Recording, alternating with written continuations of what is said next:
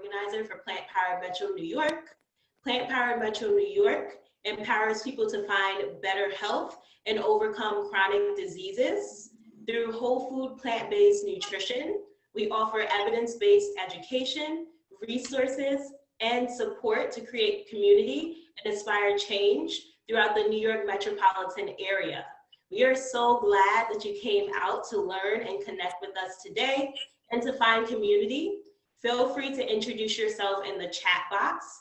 Tell us where you're from, as well as what you would love to learn from this amazing program.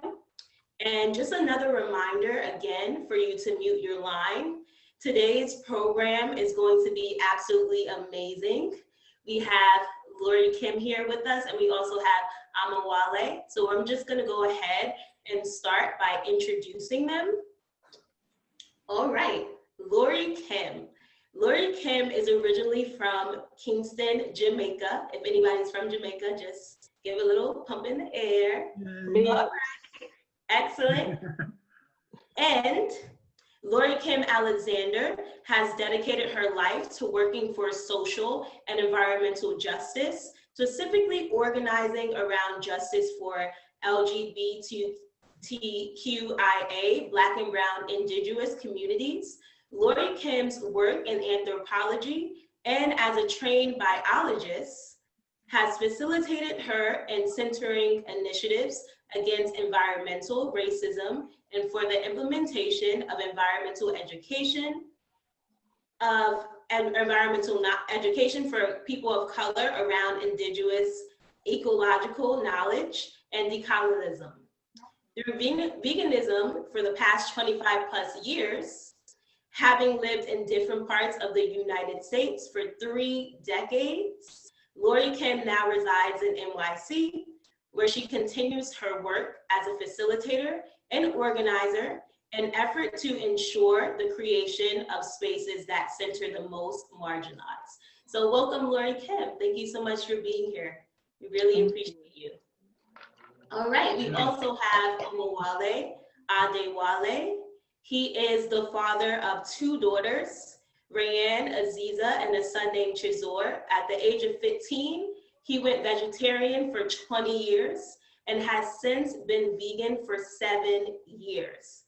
Omowale shares a strong background and 20 plus years of community organizing among Black people. He is the founder and an organizer within Black VegFest. He is also a co-founder and the director for Grassroots Artist Movement. Omowale is an organizer with the Malcolm X Grassroots Movement, New York City chapter. He completed his fellowship in preventing violence against youth in 2005 with the Fund for Social Justice. Omowale has taught leadership trainings in Nigeria and has educated individuals transitioning into a vegan lifestyle in parts of Asia, Europe, and even North America. His teachings flow from a paralysis of unapologetically Black and vegan intersectionality to connect social justice, healthy people, animal welfare, and a healing planet. Wale is a former fighter and former champion in both boxing and kickboxing at various weight classes. With a focus on nutrition, he teaches his combat training students how to persevere through mentally and physically opposing obstacles. Omowale is the author of An Introduction to Veganism and Agricultural Globalism.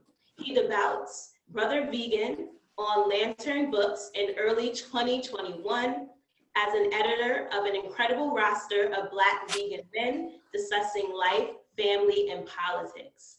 Oh my goodness, we are definitely in for a treat tonight. We have 2 amazing people here, and this talk is going to be about making movements, race and gender, and plant-based nutrition. Okay, so we're just going to go ahead and just dive right along into the program. So Omowale, can you please share a little bit about the history of Black VegFest and why it is needed? Oh, definitely. So started Black VegFest when being asked to speak at a lot of the different festivals that were white, and I've also gone to these different vegan festivals as as a spectator, well, and so and notice that the festivals are very white, right? And they don't really deal with intersectionality at all. And so I just finished talking to Afro Vegan Society. I wonder why. And what they were saying was that trying to explain that you have to have, if you're not dealing with any intersectionality, besides the speciesism, then you're really approaching it without thinking about yourself. So essentially, you come from a privileged perspective that you actually have enough time to really just focus on, another species. That really can't communicate. We know how difficult it is in terms of how to address all these different, points of oppression. But those issues weren't really happening. I knew that we couldn't actually deal with veganism. I knew we needed to deal with veganism in our community a lot more than we have been, but also the fact that you needed to have more than just dealing with veganism. And I say it a number of times, you really just can't just go to a homeless person and just start talking to them about veganism and animals. You really kind of have to meet them where they are. It's not saying ever that, to discuss speciesism is a problem or is it problematic, but it's just bad tactics. It's just not a really good strategy to kind of speak to people in a way that they can actually, understand. And so what Black VegFest, what we try to do is really try to communicate in such a way that we hit on a number of different issues that respond to people, because we got to understand that we're speaking to humans, right? We're really trying to organize, people. We're trying to organize people to really see animals in the best possible way. If we're dealing with people, we're dealing with people's health, and we are also thinking that, humans are going to be the species that's really going to have to, roll back the problems that they're, infecting and essentially infecting the planet. We're infecting our planet. We exacerbate all the different issues that happen, in our planet. And so we're talking to ourselves. And so if we're going to be strategic, we're going to be organizers, then we need to be, in a sense, speaking to people in a wholeness way, in a very whole way. And so we deal with intersectionality, very differently. We also do it unapologetically Black. We know that there are a lot of, there's other Black institutions, but does all the institutions deal with the white power structure unapologetically? I don't think that they do. And so I think that's kind of the difference. But at the end of the day, in other ways that other vegan festivals exist, we operate pretty much the same way. We have vegan vendors that come out and they sell their delicious food. We have people come up on the stage, and they teach, they perform, they show, and they share art. We focus on also on mental illness as well. So there's a number of different things that we really try to cater to people, and we're always looking to listen to other folks and how we can better provide that service and that resource. Right, thank you so much. That's amazing. If you have not attended Black VegFest, please make sure you get connected to the Black VegFest community. You do not want to miss out on that. Thank you so much for sharing that. I have another question here. This one is for LoriKim. Race and gender, when it comes to Black people, serves as a vital point. Can you discuss this phenomenon as well as the intersectionality and what it means and what that looks like? Sure. So, a lot of times people use the word race to erase people, right? So I like to spell people's the peoples I'm talking about, spell it out. So the work that I do, the work that Black VegFest does as well, is for Black folks. The work that I do is for Black, Indigenous, people of color, right? I always leave Indigenous in because folks, you know, often forget that. So today we're speaking on Indigenous Peoples Day, right? And a lot of folks have been posting around, you know, like I'm Indigenous, I'm Afro-Indigenous, da, da, da, which is wonderful, you know, and that's an example of intersectionality, right? So when we think about, and intersectionality is a term that was coined by Kimberly Williams Crenshaw, or Kimberly Crenshaw now, really. And that was coined in 1989. But it's just now that we're really starting to understand and unpack what that could mean. That was coined in relation to legal issues for women of color, specifically Black women and women of color who are immigrants to this country, like myself. But when we look at it, it's more of an expansive view of the way that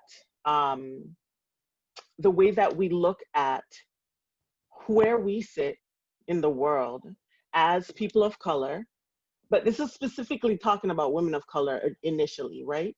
But when we look at intersectionality, we look at it as where we sit as people of color and as humans, and how those identities intersect, and what happens when we fall through the cracks. It was used as a tool for those of us who fall through the cracks, even when we're speaking of the blanket people of color. And that's usually Black women, right? So when I'm speaking about that, that's what I'm using as my point of reference.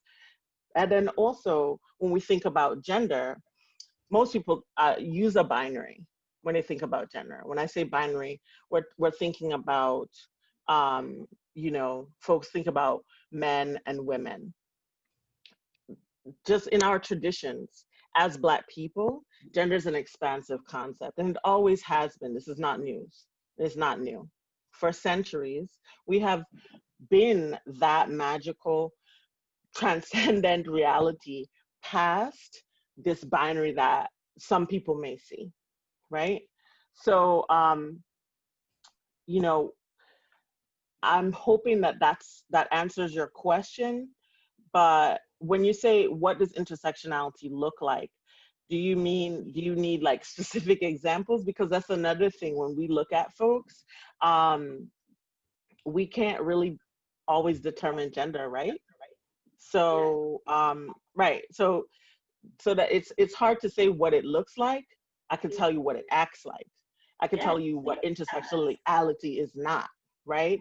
And so what intersectionality is not, if we're talking about veganism, it's not a focus on white mainstream realities. It is not a focus on, say, folks will say, well, I'm vegan and I'm a woman, but I'm a white woman. Well, that's not a focus on intersectionality for you. Intersectionality, when looking at it through a vegan lens, would mean that an expansive view of us as humans in a continuum of species, but also the reality that there is a level of oppression that is overarching and systemic, right? So when we look at that, a lot of people have looked at the term intersectionality and deconstructed it and used now anti-oppression as a term. I think Julia is on here. She coined consistent anti-oppression as a term, right? Or they, I'm so sorry, see, and there you go. So this is where pronouns are important. I use she, her pronouns, and some folks do not, right? That's also, when you're thinking about gender, you think about an expansion of the way that you look at the world. And so that's the first thing that we really should have done, is to talk about what are your pronouns so that we can use those going forward, right? And also, when you misgender someone, you mess up, move on. It's not a big deal. Okay. So I hope that answered the question. Yes, it did. Thank you so much for sharing that, LoriKim. That was very insightful, and I'm sure we can definitely use all the information that you so eloquently discussed. Thank you. All right, so this question, the next question is all about reparations. Reparations have been discussed a lot in the Black community. What are your views on this concept, and how can we apply reparations to the food system? This question is for LoriKim and Omowale. I'm so excited to hear your thoughts. Go ahead, Wale. You can go. All right. Okay. So that's of course is a great question, and so when we're thinking about systems right now, and we're thinking about oppression, if we look right now in terms of New York City, you know, and we just focus on just school, I don't know if how many folks remember. This is maybe 10 years, more than 10 years ago. And there was a campaign for fiscal equity. We just think school, right? Think in terms of Board of Education. And so the campaign for fiscal equity was because New York City had about 1.1 million students, right? New York City at 1 million. That's more than some states have, in terms of the entire population. Now, so upstate, had more resources per capita. So per head, per person, per student, right? So per student, and it was egregious difference, and so what it meant that we would have 40, you have 35, 40 students in a classroom in New York City, and nobody really was learning because you didn't have enough, students, you didn't have enough teachers, for students, right? So it was, I think usually they're trying to have it like 1 to 20, in terms of the ratio. But so the campaign for fiscal equity was always, we had elected officials who were down in downstate or New York City was arguing that, hey, there needs to be more resources. So we took, the governor at the time was Pataki. So Governor George Pataki was saying essentially, and be very clear about this, there needed to be, and I'm gonna tell you, the judge actually agreed, with him. It first lost, and then a judge actually agreed with him that there needed to be certain jobs out there that people would. So some students were specifically destined to fail, and they knew this because who's going to sweep the streets? And they said in an articulate way, well, who's going to sweep the streets? Who's going to do these jobs and these particular jobs? And who's usually doing these jobs? Look at COVID and look at, who's your essential workers? Who's working nonstop? We need them to be the pedestal. And so I want to first, establish that and give people to understand that when we talk about reparations, this is not some weird idea that we're thinking about, or something that is still just kind of, we just nostalgically remembering, some of the things that we read about history in the 60s and so on. No, it's like very recent and very right now that there's still not campaign, there's still not any fiscal equity. And that really is our community, because we are the majority of the folk, of the students that go to the public institutions. And there are differences between some of the public institutions. Have you gone to some of these public institutions, these public schools that are around in New York City? Depending on what neighborhood they're in, they might have less funds, less resources, aligned for them. But also the schools that we actually go to, because I went to several of these, I'm born and raised in Brooklyn, New York, and I've gone to these particular schools. The food and the plants are horrible, right? In terms of what we receive at lunch, the students, myself, I did not want to eat the breakfast, the lunch, not because I wasn't hungry, because it wasn't appetizing.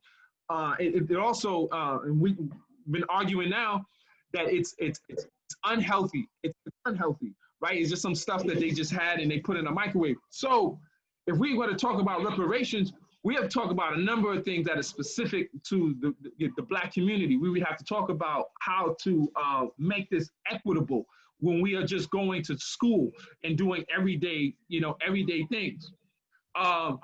Certain stores and certain places should at least have, breakfast that is healthy, that is made by chef. When some of these schools start transitioning to a vegan lifestyle, or some of these schools that, some of these richer schools, they have really talented chefs there, right? They also have actual kitchens where you're not just popping it in the microwave. They have stove and people who can actually cook, and kind of chef it up really, really, really well, right? So we would need these type of resources. And what does food actually also connect to, or the lack thereof? Healthcare, right? Health facilities, as well. Those have to be revamped. So we're talking about reparations, and this family, we're gonna be connecting so many different things on people's jobs as well. But if we just talk about that, we would have to overhaul what we're doing in New York City in terms of schools, school system. We would have to have new providers of breakfast and lunch as well. We should make sure that people are nourished. People are taking tests and taking exams, and it's not an actual right. And it's not like people really adhere to, so we say these things all the time. Make sure you get a good breakfast, before that exam. Make sure you eat but we just talking, really, nobody's really putting these resources, together. So we would need to really look at, how we eat it. I mean, there's so much more, but I don't want to take too much, time on that. I know my comrade has a lot to share on here. Yeah, thank you for making that connection, Wale, because that's exactly where I was going. Yeah, when we talk about reparations for Black people, right? Let's just be very clear about what reparations mean. Reparations don't just mean like money, right? Money is necessary. We're in the system that we're in. But recognize too the capital of I don't even like to use the word capital, but just the capacity, the brilliance that was pitchforked into this reality here, right? And so that's robbery, that's human trafficking, a system of human trafficking that has never really been addressed in any way other than acknowledgement. That's one small step, right? So when we talk about reparations, true meaningful change has to come in the community, and it's always coming from our community, yeah? Let's also recognize that. People are like, oh, Black people are looking for a handout. No, Black people have been fixing ourselves forever. We've got traditional medicinal systems that have been used by biomedical systems for healthcare for white people instead of Black people. Let's talk about that. I mean, we could even talk about the fact that, Black women have higher levels of cesarean cancer than white women, yet the HeLa cells from Henrietta Lacks came from a Black woman. Those cells are being reproduced and used over and over and over again in biology classes to learn about cancer, but also used to develop treatments for cancer. I mean, so there's so there's these realities, right? That we're missing. That family still hasn't gotten proper reparations. There's several books about Henrietta Lacks. If you don't know, please do check her out. And this is like an everyday regular degular woman, and this is what happens to everyday regular degular women as well. This happens to all folks with wombs. This happens to people who are assigned female at birth, right? A reality in which folks can get pregnant. A man can get pregnant if you have a womb, right? And so what happens when folks ignore this expansiveness of gender, right, then you don't get treatment. So reparations can look like reformation of healthcare to move past things like just speaking about equity, right? You can hire as many Black nurses as you want to, but if the system is stacked to fully ignore the realities of Black people, then you know, there's no way towards reparation in that way. So we have to fully dismantle these systems that were put in place in these ways. Active reparations can look like healthy food around our schools. In New York City, there have been several studies done. The latest one, and I pulled up some stuff, like it was quick, easy, Google, y'all. And I did it because folks refuse to listen to people's lived realities, right? You need some numbers. So I looked up some numbers for y'all. And in New York City specifically, there's something like, if I remember right, 75% of the food resources around schools were fast food. That's like pizza, bodega, you know, food from the bodega, etc. And we know that that's processed food. We know that that food is absolutely something that is not going to serve the student well. And so what happens when that doesn't serve the student well? The student does not do well, as Omowale said, right? So we have to expand our ideas of what reparations means, and also think about practical ways that folks can aid in the process towards true, full reparation, towards liberation. It means repairing the community. We are in community with each other, whether we like it or not. But how do you be in true solidarity and community, looking past yourself to have these, to make these connections between the disparities and find solutions to fix them. Excellent. Thank you so much, LoriKim. And I love your point about reparations meaning repairing the community. And that's something that I think just really spoke to me and spoke to a lot of people on this call. So thank you so much for mentioning that. When we think about communities of color, back in the days, there were a lot of core values placed on growing and eating healthy foods. Please tell us about the abundance of ancestral heritage and how it connects to vegan reality. LoriKim and Omowale, you can share your thoughts on that question. All right, do you want me to just keep going? I can. Yes, right. Please. Yes, Claudia, that is the book. So as a biologist, I have used HeLa cells in a lab. Whether you like it or not, you gotta use them. So your question was about the ancestrality for Black people and veganism. Y'all, Black people, a lot of times when you talk to Black folks about veganism, that's some white stuff. Like you trying to, you know, like that's some stuff I can't afford that, you know? And so because they're looking at the processed vegan food, they're not thinking about the food that they grew up eating. And the food that they grew up eating is our ancestral food, right? Again, for centuries, this has been our reality. Our folks across the continent, from Central to West Africa to South Africa, have never really eaten meat on a large scale. That didn't happen until, you know, the imperialist reality of colonialism came through, you know? So when we hear things like that, you know, the counter to that is, no, go look it up. Talk to your grandma. Talk to your great-grandparents if they're still around. Ask questions of your family, because collard greens didn't always have to have ham hocks, you know?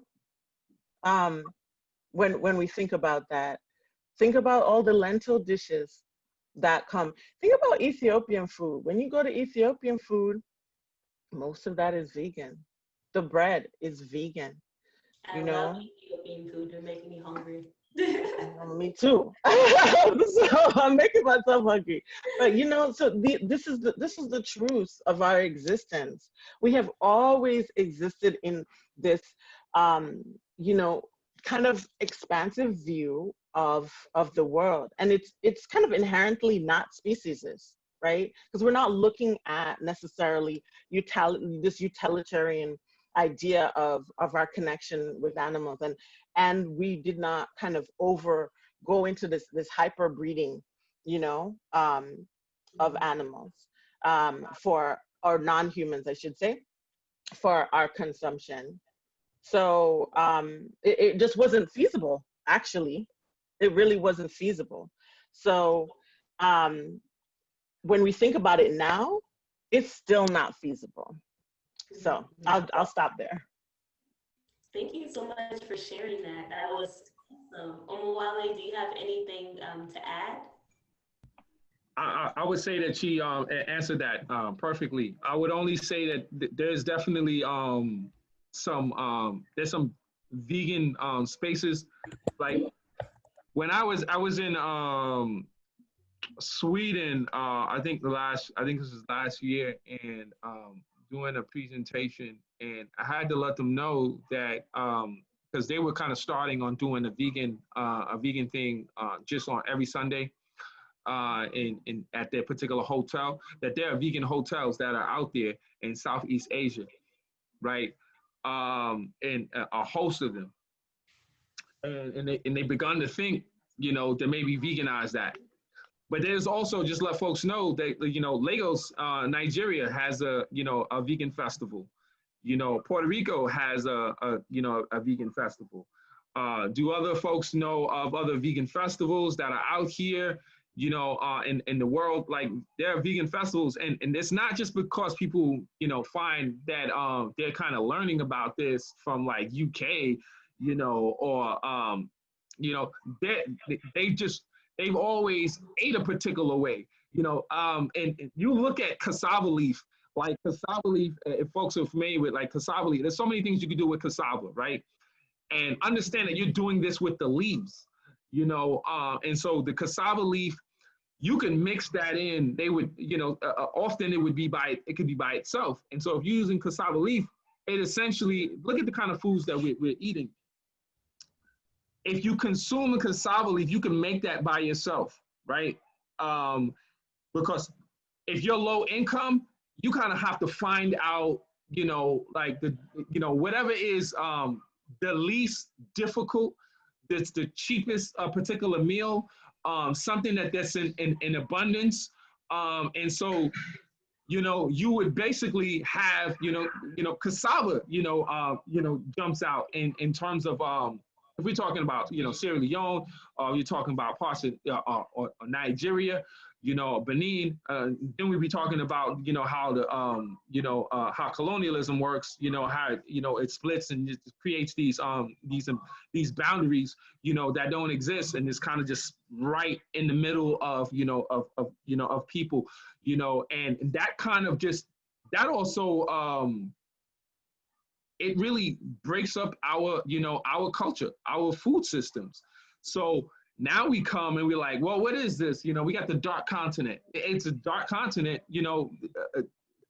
for your perspective, you know, but a wholeness, you know, would show us and share with us the different foods, the different foods, the different, grains that are, like we're not properly, informed on all our foods, so we now have to relearn. And so when they have these vegan festivals that are happening, that are happening, when Black VegFest is looking at it very differently. Like Puerto Rico, it's also colonized. They're also looking at their festival, their vegan festival, very differently than any white festival, or white organized festival in the U.S. or in Europe. And people have to really, you have to understand that and grapple with that. If you've been going through colonialism, or your community has been, enslaved, and you're going through this particular process, you're finding out so much about your culture at the very same time, you know.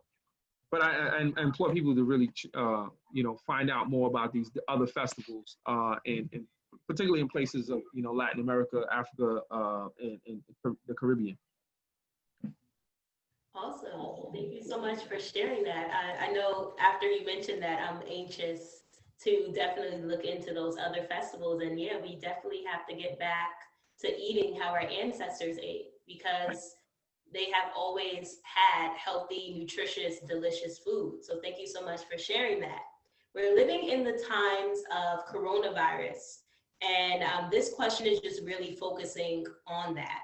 How can Black communities be supported during COVID-19? And I would love to hear both of your thoughts about this question, because I'm sure a lot of people are very concerned about this, and we want to know, how can we be supported? Oh, you're on mute. We can't hear you. No, I got him. So, yeah, use this thing. Go ahead. Okay, I totally. Sorry. It's okay. So, yeah. So let's talk about New York City. Okay. I saw. Is it Aisha? I saw. Yeah. Hey, Aisha. You in the Bronx? Hey, I'm in the Bronx too. That's right. Big up to the Bronx. This is my first time living in the Bronx. This is my first time living in the Bronx, though, right? And I've been bouncing around this country a while, but I always come back to the city, right? And when I came back, this was the only place left. This is the only place left where I feel comfortable on the street fully. Like, I don't have to walk through gentrification to get to the peoples. But also it's the only place I can really afford. And that says a lot, right? It says a lot about what is happening to New York City right now, and what has been happening to New York City for the past 20, 30 years or more.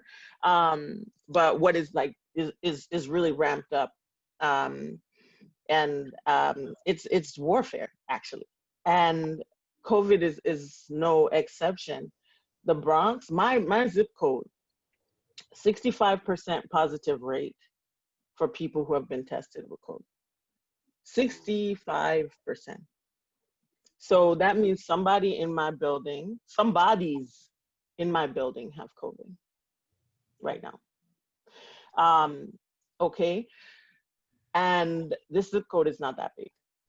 So when you look at the map, if you've been watching the map, that map hasn't changed for Manhattan. What Manhattan look like when you go to Manhattan right now? Manhattan looks like gentrified stores, big national, international chains. It looks very white. Lower Sada is not Lower Sada anymore. There may be one or two houses left, one or two public housing left where there are pockets of people of color, specifically Black and brown people. But right now it's being gentrified to death. And it's the same thing as you see with COVID. Queens, Brooklyn, the Bronx, just all hit so hard. So the first step is recognizing that, seeing that pattern, not just looking at news reports that say it, but seeing that pattern and seeing how it plays out. And then the next step is maybe thinking about how it is that you actively contribute to that pattern. What behaviors have you been a part of that are contributing to these disparities? Have you recently moved into someone's neighborhood? I mean, that I could say that jokingly, but I mean that sincerely. Have you recently moved into someone's neighborhood? And if so, what are you doing there? Are you actively seeking out opportunities to support the community work that's already being done, not putting yourself in the community work, but supporting the community work that has already been done? If you are a Black, Indigenous person of color, that is your space to be in community with people. but you can also start upending structures by speaking about said structures, right? Having the absolute audacity to believe the truth that people are telling you every day, right? And using that truth as your weapon to move towards change, and looking for opportunities to actually step in and do something. That doesn't mean usurping people's position again, right? Stepping in where you fit in. I hope that wasn't too vague. I can explain more after while it goes. That was great. And those are some really great points to think about too. Thank you so much for sharing that. Thank you for that, LoriKim. Yeah, I agree. It was on point to me. So I really just say that some of the things that we've actually been doing to actually address this, and what she was saying is, I want to make the connection to what LoriKim was saying. Are folks who come into the community, you know, supporting what's already there, and lifting that up, and recognizing what that looks like. I feel like I'm help a little bit in how that looks like, on what that could look like. So right now, Black VegFest is, so we've been organizing this particular year during COVID, because, we had to. We had certain connection to the community. So we have to show up. And a lot of folks have, as well. It's also, Chili's on Wheels,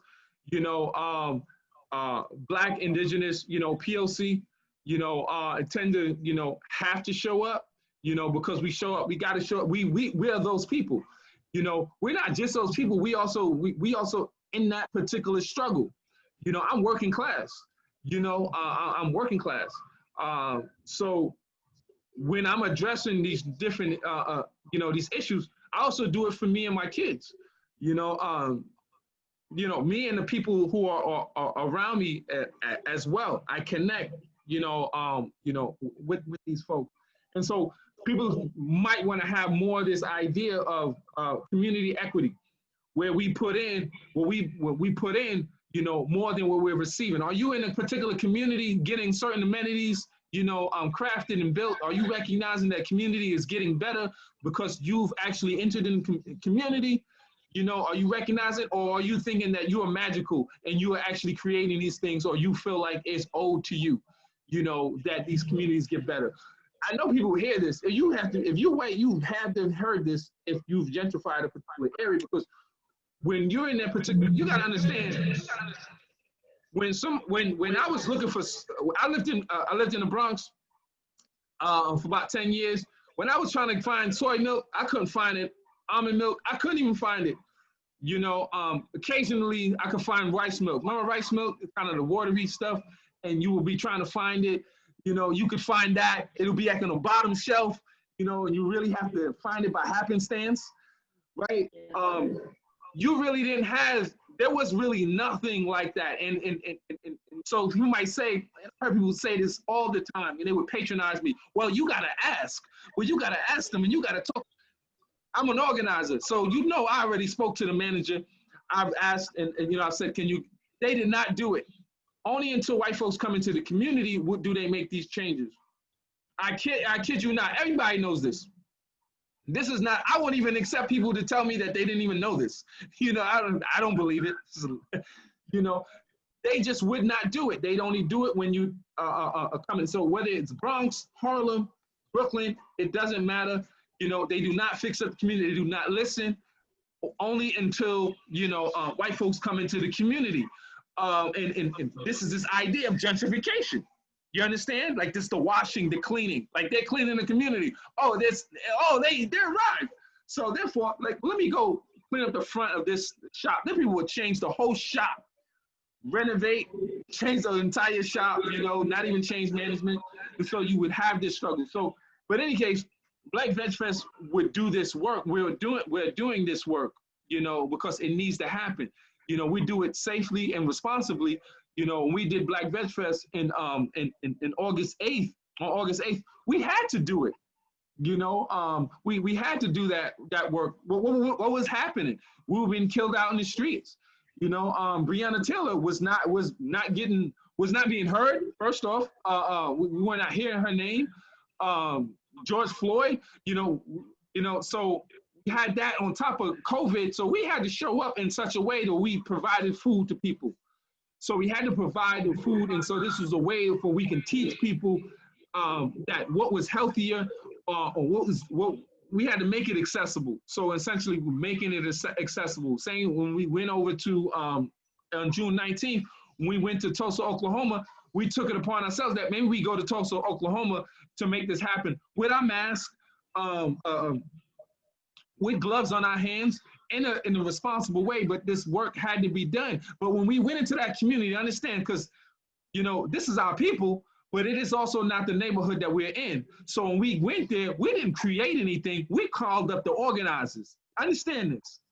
Black people called Black people, and we said, hey, you know, we have an interest in coming to your community to show solidarity. So of course, that was like, right on. Let me show you which way where y'all can be set up.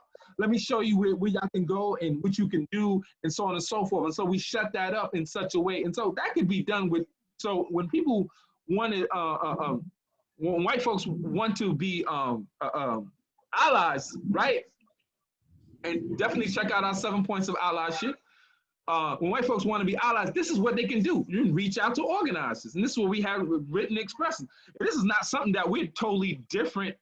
We operate differently when we contact other communities. If I'm speaking to folks in Detroit, and I know I've never lived in Detroit, you know, and I'm not familiar with how they move things in Detroit, I'm calling Detroit organizers like, hey, how you doing? I would like to support, you know, I hear this is some of the issues, and this is correct, and they can inform me and they can get me on the speed. And that's how you do community building, no matter what race you are in, but you need to know what race you are in terms of how you are addressing people and how you also participate and how you support and how you help, you know, people, whether it be disability issues, regardless of what it is, whether people, you know, are queer, and you need to know that those folks are, you know, are queer when you're coming, when you're stepping down into that particular neighborhood, you know. So we have to have, you just have to be more responsible in how we do this. So I don't want to take too much time. I know we're going to have questions, you know, soon. You might have more questions here. That was great. Thank you so much. I love that unity and solidarity for sure, especially when you're doing community work. Why establish something brand new when there's people that are doing it, and you can definitely reach out to them and work together because you are stronger as a unit. So thank you so much for sharing those points. And now it is time to open up the floor for some Q&A. So if you have any questions, you can just go ahead and drop those questions in the chat. I'm going to be monitoring the chat to make sure that your questions get answered. I think that there was a question from earlier, so I'm just going to scroll up here to get that question. All right, we have a question here. So someone says, I'm curious to hear any suggestions on how to best approach the topic of veganism in the Black community. While I get more interest in the last couple of years, there's still a lot, in all caps, of skepticism. And can you just go ahead and answer that question, please? Okay. So I want to make sure that I heard the question right. Is that Aisha? Is your question right? Okay. And I'm cool with us talking. So if you want to take yourself off mute, if I'm asking a question. So the question is, how do we get more Black people to adopt veganism, especially since veganism looks so white? Is that basically the question? Okay, I want to make sure. Okay, thank you for that question, right? Because we want to talk to each other, right? And I think that one of the things that we can do is to acknowledge where we are, right? I have not always been I've been doing organizing work for a while, right? Over 25 years now, off and on. And even when I'm not in an organizing space, I try to approach things from an organizing mindset. And what I mean by that is, if Emani, can you mute your mic? Because I think there's feedback from your mic. So what I think about that is, I think about what is it that the community actually needs from me, right? And so when you do that, you think about what veganism can do for our community. And then you can think about, what is veganism really? And deconstruct this idea that this comes from this guy in 1944. Yeah, okay, you get the term, but are the ethics yours? No, the ethics have always been ours. So just remind people of what they already know. People already have this knowledge. It's in our DNA. This is, this is the mechanism by which we are still here. We are here because we are inherently resilient. And veganism is a tool for untapping, that resilience, right? And so when I talk to people about it, I'm not evangelical, right? People are like, well, I love bacon. Okay, let's talk about bacon, and like have serious conversations about it, but talk to people from folks' perspective. Okay, you don't care about the fact that, pigs have to live in a situation that they're not naturally meant to in a factory farm system, that they suffer, huge injustices in terms of the pain and suffering. And hey, Nadia. And also, the fact that they have to live in their own filth. Pigs are really clean. Compared to humans, pigs are really, really clean. They have their own little latrine systems, left to their own devices, left to their natural ways, right? But in this factory farm system that breeds them to die, breeds them to breed, breeds them to die, we are also crunched in that system. So when we talk to Black people, we can say to Black people, okay, you don't care anything about the pigs, or you might have this kind of misconception that pigs are here for us. Okay, but are you here to slaughter pigs? No. Guess who's in there slaughtering pigs? Guess what jobs they're giving us? And when we get there, we don't have any health care. So all of these illnesses that are coming from these systems get pushed back into our community because we don't have the money to take care of ourselves from that, or we don't have the money to deal with lost limbs. We don't have, you see? So it's this perpetuation of the system. So bring it back to that systemic overarching oppression that includes racism and speciesism in the same bucket. That's how I approach it with people. And again, I just talk to people. And then when they say, well, I don't know how to start, let's go to the supermarket. Come with me. I'll take you to the bodega. Yo, I could find you a healthy meal in the bodega, right? You just have to look, but nobody knows how to look. So it's just also a level of education that's necessary. And not from a sense like, I know more than you, I'm privileged to have this education. No, I just had the opportunity to unlock it before you. Here's your key, So just approaching it like this conversation, about a conversation with your family, a conversation that is coming from a space of love. And I don't mean that in this like kind of wishy-washy way. I mean that in a deep way, in that love that includes the pain and rage, the reality of our lived experience, right? I hope that answered the question. Absolutely. Yeah. I have a lot of background noise here, but yeah, absolutely. Excellent answer. Thank you. You're welcome. All right, so I see another curiosity question here, and it reads, it's from Avion. Please tell me if I'm pronouncing your name right. Hate to put you on the spot. Sorry about that. Did I pronounce your name right? Say it one more time. I'm sorry. Avon. Thank you so much. So nice to meet you, Avon. And Avon is in Baton Rouge, Louisiana. Excellent. I love Louisiana. Yeah, I'm from Louisiana, but I'm in LA right now for school.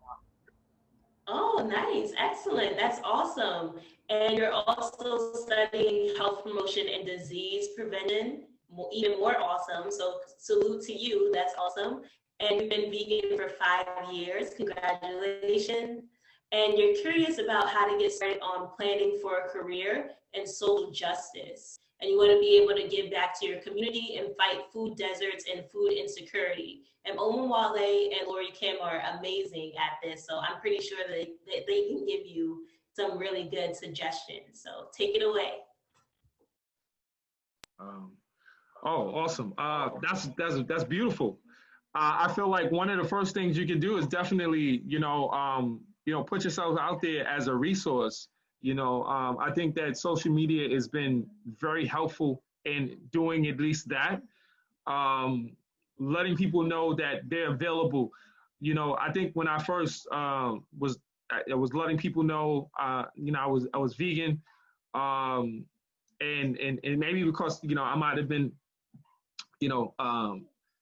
they might have saw me speak somewhere, but even at a time, maybe people didn't see me speak anything. Even when I'm not necessarily giving a talk, people just find out you're vegan and they want to know more about it. And that's really enough. And I think that's a good segue into a conversation. And I really try to bring people into the conversation in such a way that they don't feel attacked. I don't have a problem with attacking, the farmers, who doing the work. But I mean, the people who've been doing it maybe, 15, 20, 30, 50 years, their entire life, they're going to have to get,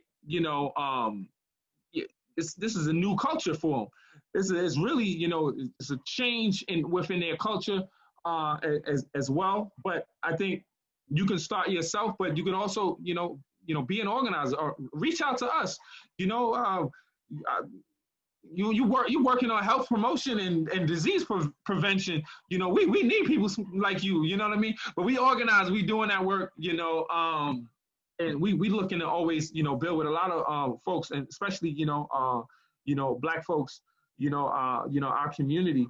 Because there's so much overlap within our community to address other issues as well. So I'm pretty sure, what you've learned already, you could educate us on, as well. And we're really organizers.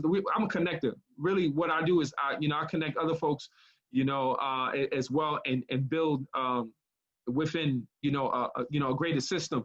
And so we working in social justice, you finding out who are some of the people you need to, speak with, whether it be locally where you're born and raised or where you are currently, and to kind of find out who are those folks in the work that you want to actually, engage. So when you say this, I'm not going to ignore, the opportunity to say, hey, if you see if you go to a Black VegFest website and you see, a space for you, communicate with us. We see what you can actually, do where you are, do the work where you want to, right where you are, or in a larger capacity. Yeah, thank you. LoriKim? Yeah, I have a little bit to add to that. As Wally said, we roll pretty deep. There are 9 of us. You just saw Nadia, one of the amazing organizers. Before we rolled this deep, it was just, Nadia was one of the main people holding it down, getting it done with Omowale, with Francis, who's on here as well. Wake up to you, Francis. But so one thing I would say is definitely second what Wale said, get out there. And when we talk about, oh, Emso's in here. Hey, Emso. Another Black Veg Fest organizer. So when you go out there, actually put yourself in positions to do work with the people you want to work with. Yeah.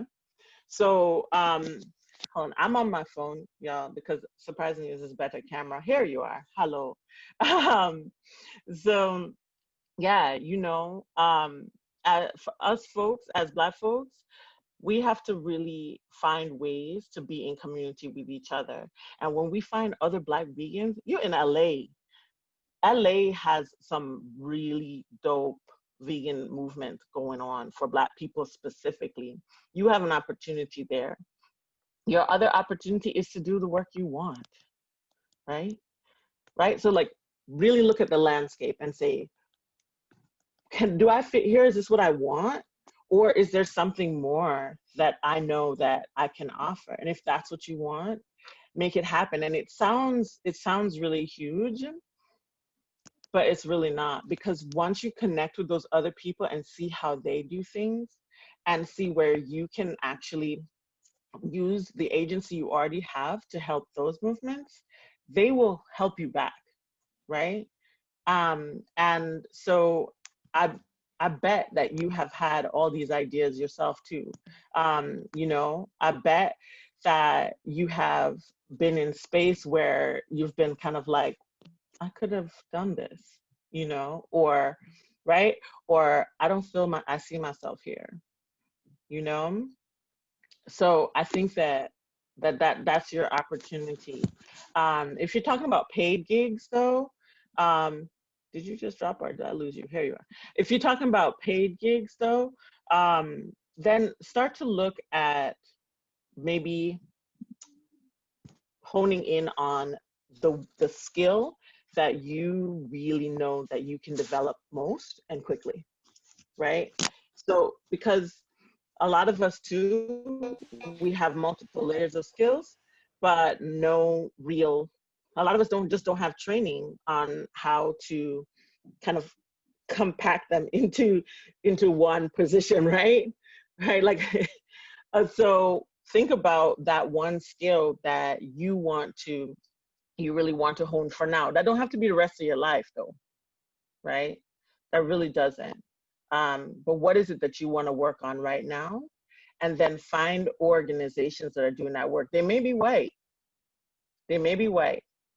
Okay? And that's the decision that you're gonna have to make. Am I gonna be safe in that space, right? Or is the safety relatively okay enough for me to survive until I get to the space that I need, right? So do you have any add-ons to the question, or did that work? Yeah, no, thank you both so much. That was pretty much, yeah, that covered it. Okay. Also, I love this exchanging information and connections.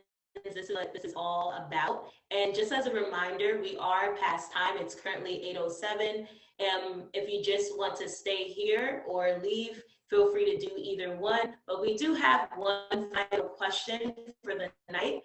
And the question is, in relation to allyship, what are the best ways white vegans can support vegans of color?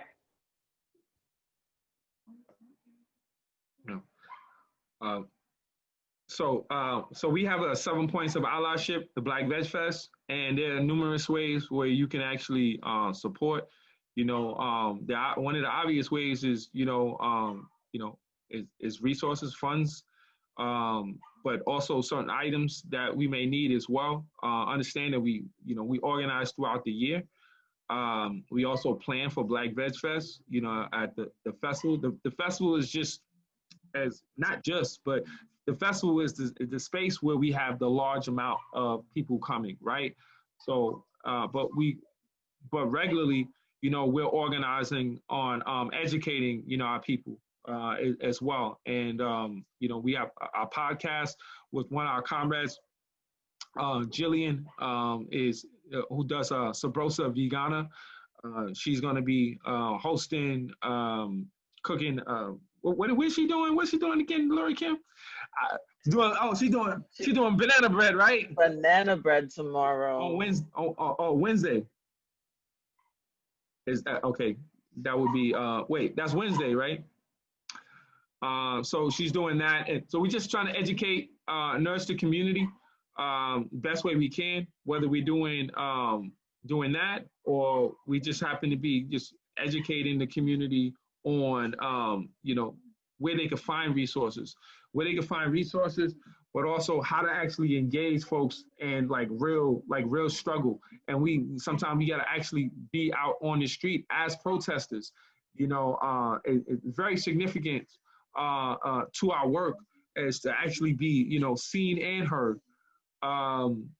So if folks can see what we're doing and then say, oh, okay, they might need some of these resources. They might need, some of that. I see they, we're doing a happy Thanksgiving. So we call it Thanksgiving because there's not thanks, it's no giving, in terms of what the turkeys have to go through, what the indigenous people went through. So on a day that we call a holiday, Thanksgiving, we're having happy Thanksgiving, and we're giving food out to the community, but also with education, with information.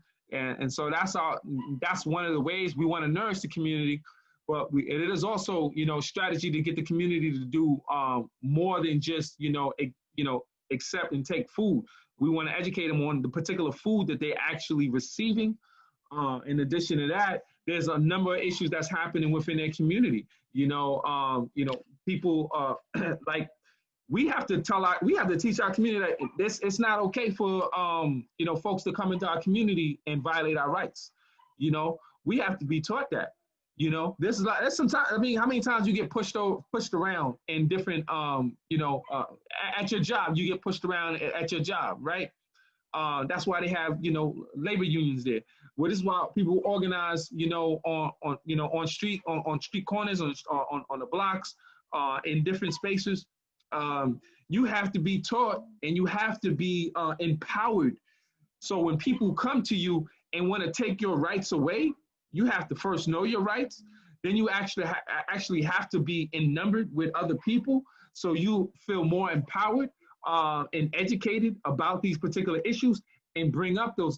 So when you see this as a white person, you have to be thinking, well, what can I do? Because I know y'all are doing work, and really, and really support in a real way. What we're doing, one of the things that we're doing with the talking to funders in a way where they support the organizers, not just support the projects. Because, I've been an ED for about 20 years. And for that entire time and before, it is always about the particular project, right? So they can kind of be like, well, I did this for this project. I did this for this project. But what if it takes a toll on the organizer? And it does take a toll on the organizer. It is difficult work. So if you're not, invested in supporting the organizer, listen, let me be honest with you. LoriKim, myself, and a lot of other organizers, we just do this. We're going to do this regardless. You know what I'm saying? And I think a lot of them, folks want to, well, let me see what you're going to do first. Well, let me, we don't need that. We just need the resources. You don't need to find out, to make sure that we're doing this or more than you need to. We're already doing that particular work, whether we get paid for it or we're not. And pretty much 90-something% of the time, we're not getting paid for it, but we know there's work that needs to be done. So support that, that effort in that particular work. You can go to blackvegfest.org and find out where you see the 7 points of allyship. And we have about 350, white folks who basically have pledged that, we support these particular issues. So and we're talking almost, especially to white vegans, who you come in and claim to be against speciesism and for vegan intersectionality. Well, this is the way how you do it, because we're already addressing a lot of these issues automatically. And so this is an incredible time for you to also support and be a part of that work. I Thank think you so much for sharing that. That's really great that you left your email address as well as resources, because I'm sure that everyone wants to definitely help out and support you. There is a request for LoriKim's email address. If you can just state that for everyone. Okay. So it's my name at email, not Gmail, but E with an echo, mail. I'm gonna write it too. Yeah, thank you, because I am on my phone. So, but I just wanted to add one quick thing. Omowale referenced the 7 points of allyship, but for when we think about, you're welcome. Thank you for asking. When we think about New York City specifically, right? Just even New York City, New Jersey, areas, let's not think of ourselves as outside of the realities that we're facing as a world right now.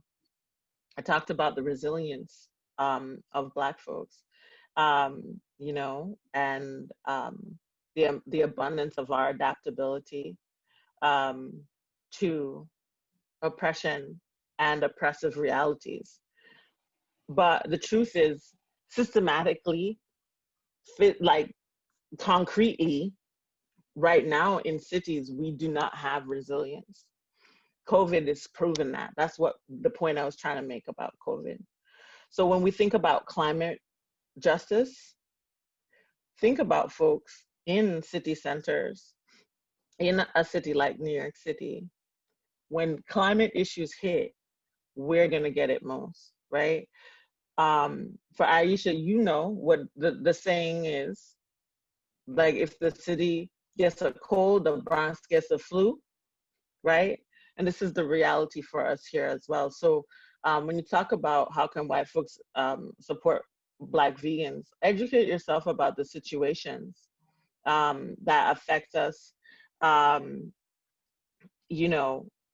just globally, and then make those pinpoint connections, and you will see the points in which you can enter very clearly. It'll be very clearly defined. And if monetarily is great and all, but really it's just a basic reality of seeing folks as you see yourself. Like, there's a continuum of humanity that exists and that you share with us, right? But there's active things that you can do. But before you come to try and help people, make sure you did your work. And that's it.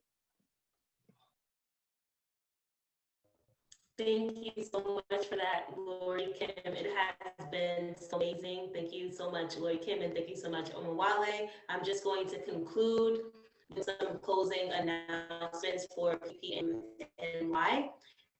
Just a reminder about our ongoing web series. Please invite people to join future events, and that will be posted on the website. And you can also join our mailing list. Join us on social media. We are on Facebook, Instagram, Meetup, and YouTube. If you're ever inspired by our work and have the means to support, we welcome donations to our website.